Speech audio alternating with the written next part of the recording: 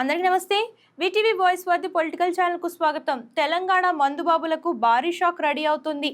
ఇప్పటికే పెట్రోల్ రేట్లు, గ్యాస్ ధరలు, కరెంటు బిల్లులు పెరిగి ప్రజలు టెన్షన్లో ఉంటే ఇప్పుడు మద్యం ధరలు కూడా మండిపోనున్నాయన్న వార్త హాట్ టాపిక్ గా మారింది.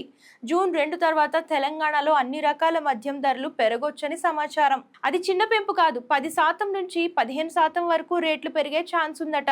సాధారణ బ్రాండ్లు, మీడియం బ్రాండ్లు, ప్రీమియం లిక్కర్, బీర్ ఏది వదిలే పరిస్థితే కనిపించడం లేదు. ఇప్పటికే మద్యం తయారీ కంపెనీలు ప్రభుత్వంపై భారీ ఒత్తిడి తీసుకొస్తున్నాయట.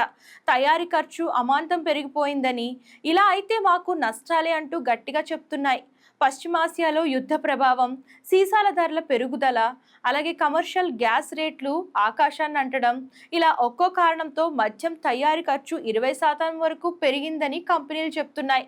అంతేకాదు, ఇప్పటికే ప్రభుత్వం ఏర్పాటు చేసిన త్రిసభ్య కమిటీ కూడా ఇతర రాష్ట్రాల్లోని ధరలను పరిశీలించి తెలంగాణలో మద్యం ధరలు పెంచాలని రిపోర్ట్ ఇచ్చిందట.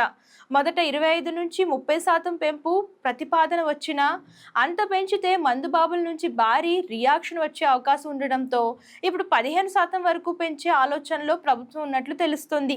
రేవంత్ ప్రభుత్వం అధికారంలోకి వచ్చిన తర్వాత ఇప్పటి వరకు మద్యం ధరలు పెంచలేదు. ఇప్పుడు తొలిసారి పెంపు దిశగా అడుగులు వేస్తుండడంతో మందుబాబుల్లో టెన్షన్ మొదలైంది. మరి నిజంగానే జూన్ తర్వాత మద్యం రేట్లు మండిపోతాయా, లేక చివరి నిమిషంలో ప్రభుత్వం వెనక్కి తగ్గుతుందా? ఈ విషయంపై మీరు కామెంట్స్ చేసేయండి. అండ్ ఇలాంటి లేటెస్ట్ న్యూస్ కోసం ఛానల్ ఫాలో అవడం, సబ్స్క్రైబ్ చేయడం మర్చిపోకండి. ధన్యవాదాలు.